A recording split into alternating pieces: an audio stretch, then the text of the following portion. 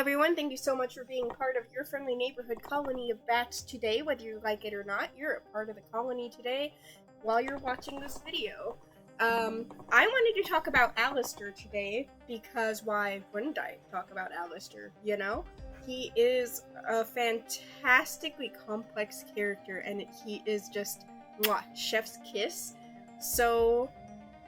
Just so juicy. Just everything about him. There's so much lore to uncover with him. And I want to see it so bad. Because we barely got a taste of any of it in season 1. And there's obviously so much there that wasn't uncovered that, oh my gosh, I just really want to see it. So I'm one of those people, because I feel like there's different fans of Alastor out there. So I want to get it straight. I know Alastor is evil.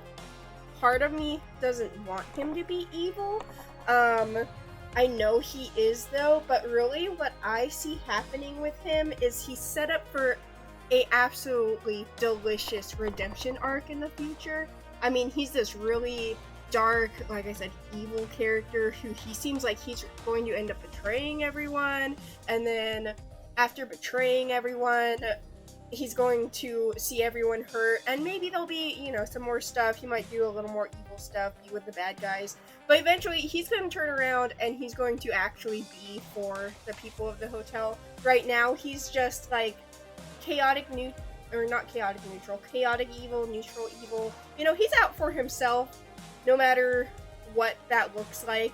But I definitely foresee him getting a great redemption arc in the future. But right now, nah, my boy is evil. I wish he wasn't, because, I don't know. He's a really cool character, and I wish he wasn't evil, I guess, but he makes for a great potential future villain. Right now, we haven't really seen that villain side, but we all know it's coming. So, yeah, just to get that out of the way there.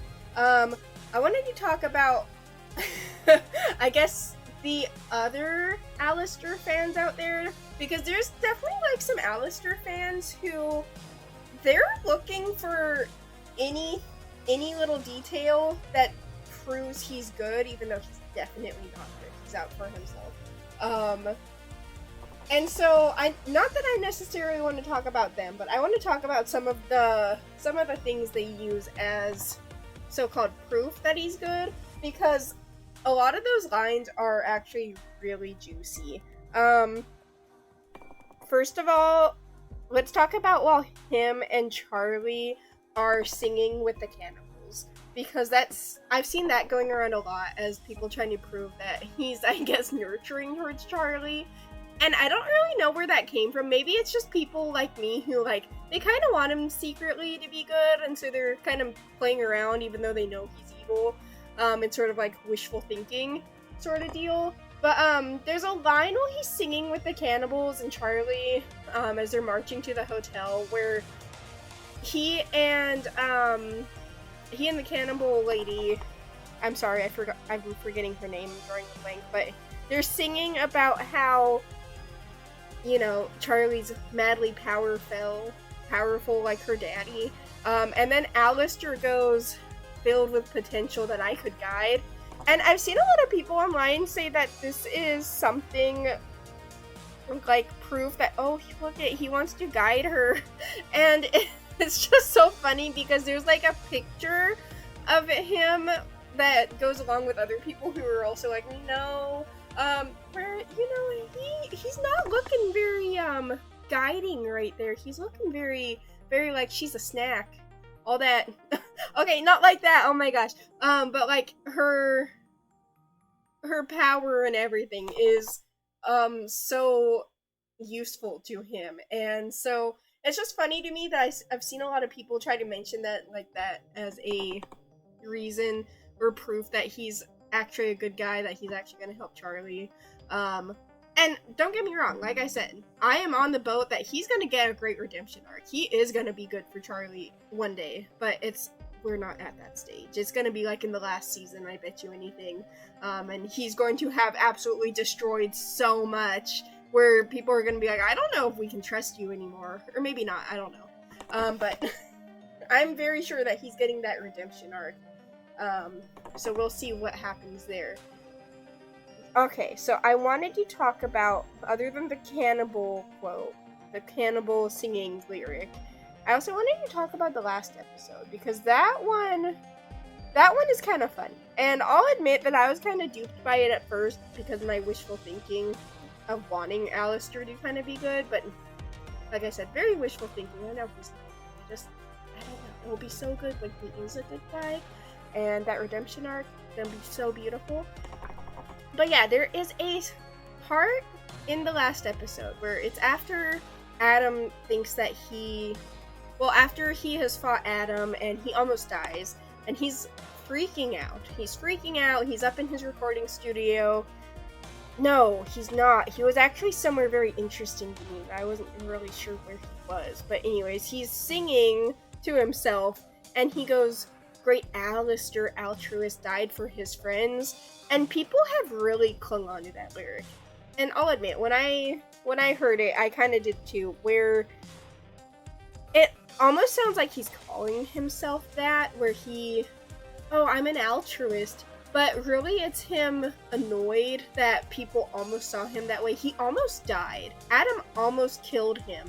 And Alastor is a guy who he doesn't seem like the type, he seems like he doesn't feel he can die, really. He views himself as very powerful and maybe even invincible. And so he's sitting there singing, talking, whatever, annoyed that he almost died, and that's almost how people saw him. Oh, just Alastor, the altruist, he almost died for his friends. And I've seen a lot of people really run with that line, like, he's calling himself an altruist, see, he is an altruist, he's gonna be good for Charlie in the hotel and everything.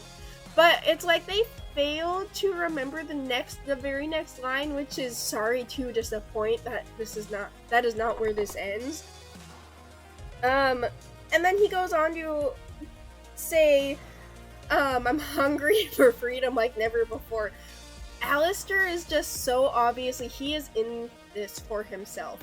And I have theories about that he has ties with Lucifer. Lucifer's the one who has him on a leash, and that's why he's trying to get close to Charlie. That's why he doesn't like Lucifer butting in, because it ruins all his plans with Lilith and Charlie and everything, because now Lucifer's in the picture again. He has to try to contend with that, and that's why he gets so jealous of Lucifer getting in to the picture again. But yeah, sorry guys, but Alastor's he's not a good guy. We're gonna get that sweet redemption arc. We really will. He's set up too perfectly for it. It's almost like it's just too perfect that he's going to get that redemption arc. They're not going to be sure that they can trust him, but they will have to, and he's going to get that redemption arc. We'll have Angel Alastor by the end of the show and all that good stuff. But yeah, that's kind of what I wanted to talk to you guys about today. You guys should let me know in the comments what you think, because there's a lot of really interesting theories out there about Alastor, and I feel like I hear them all the time, and people mention lyrics and quotes before that I hadn't thought of in different ways. So leave a comment, subscribe, all that good stuff. Tell me who you want me to draw next, and thank you guys so much. Bye!